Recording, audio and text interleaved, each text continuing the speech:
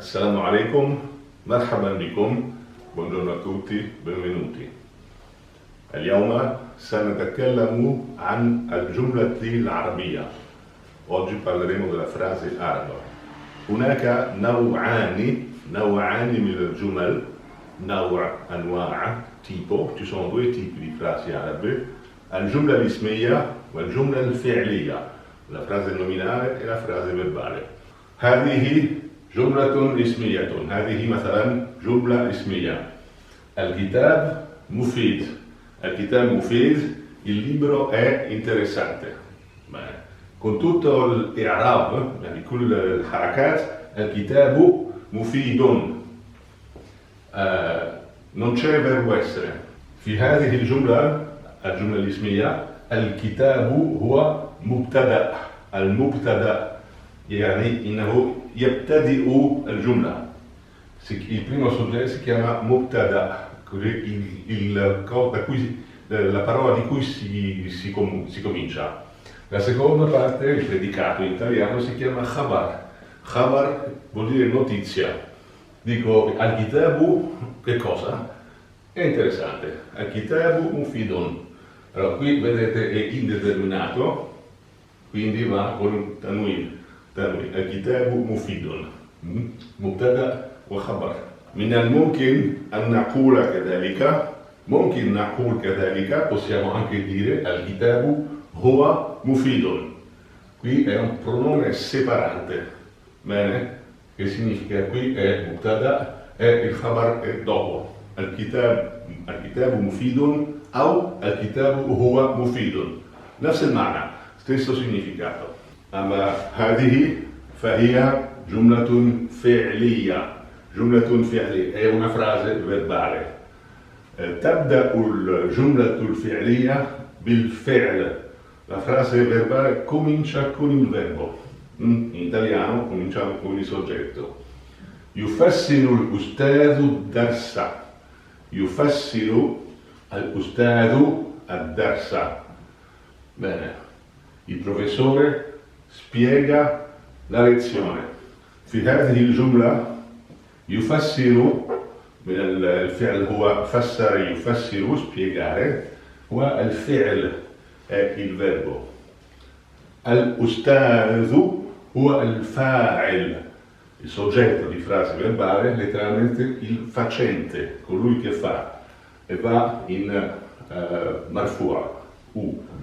يفسر الأستاذ, letteralmente spiega il professore, ad-darsa.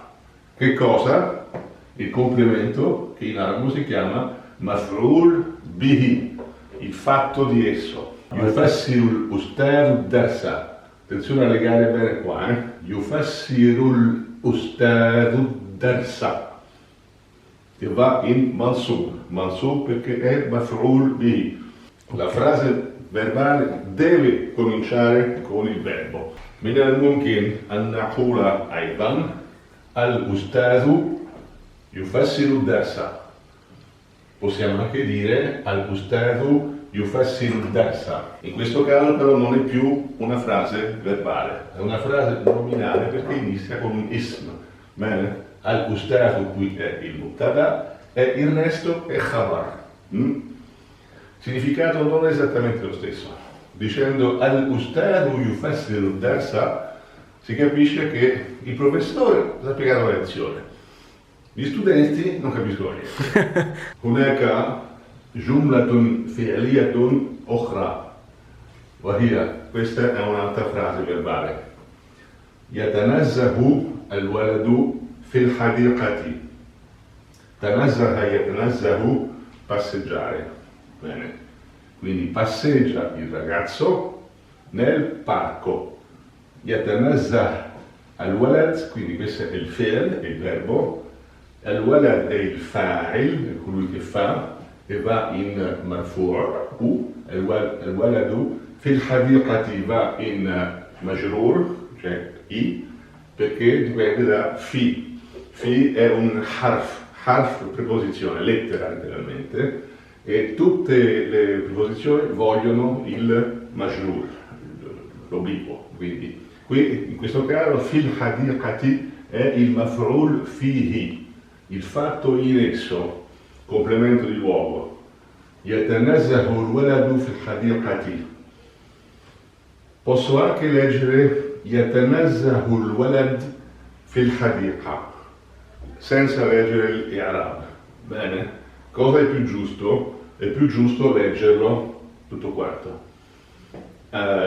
Se ascoltate gli arabi quando parlano in Fusha, un po' le dicono le vocali, un po' non le dicono. Non si riesce a capire qual è il contesto in cui le mettono o non le mettono. Quindi dovrete imparare a dire يتنزه الولد في الحديقة. E poi più tardi يتنزه الولد في الحديقة. Però per molti arabi già siamo nel dialetto, nel lahja. Allora, per la grammatica araba, la lingua si suddivide in 3 categorie. Ism, plurale, asma. La jim qua sta per jam'a, vuol dire plurale, come noi scriviamo PL punto. Ism, asma, nome. Fi'l, af'al, verbo. E harf, huruf. Allora, ism può essere un sostantivo, un nome proprio, un nome improprio, un aggettivo o un pronome, ana, nahnu, eccetera. Fi'l è un verbo, esattamente come a noi. Harf, letteralmente vuol dire lettera dell'alfabeto, perché molte preposizioni sono B, K, lì un'unica lettera. Quindi harf, huruf. Bene. Allora, ogni harf vuole il majrur. Allora, il sostantivo può essere determinato o indeterminato. Per essere determinato deve avere l'articolo alif lam, oppure in altri pochi casi. Qui sono 3 esempi, vado a vedere come al-baytu maftuhun, questa è una jumla ismiya, la casa è aperta. Va bene, qui il khabar viene in maftuhun, al-baytu maftuhun. Nel secondo caso abbiamo ishtarayna al-bayta, abbiamo comprato, dal verbo ishtara yashtari, abbiamo comprato la casa. Qui diventa maf'ul bihi, quindi va in mansub, accusativo se volete. Askunu fil bayti, abito nella casa, qui siccome c'è un harf, bene, questo obbligatoriamente va in mashrur. Askunu fil bayti.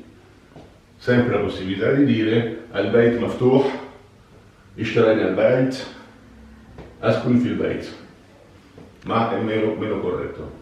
Allora, questo fi è un harf che viene detto harfu jarrin. Jar è la condizione di quello che è majrur. Quindi harfu jarrin, harfu jarri è la preposizione che vuole il jar, che vuole il majrur. Tayyib, yakfi lil-yawm. Bene, basta per oggi. Atamanna annakum qad fahimtum kulla shay'in. أتمنى أنكم قد فهمتموني, mi auguro che mi abbiate capito. سأراكم, vi vedrò, vi incontrerò, في فيديو جديدة إن شاء الله, in un prossimo video se Dio vuole. مع السلامة, الله معكم.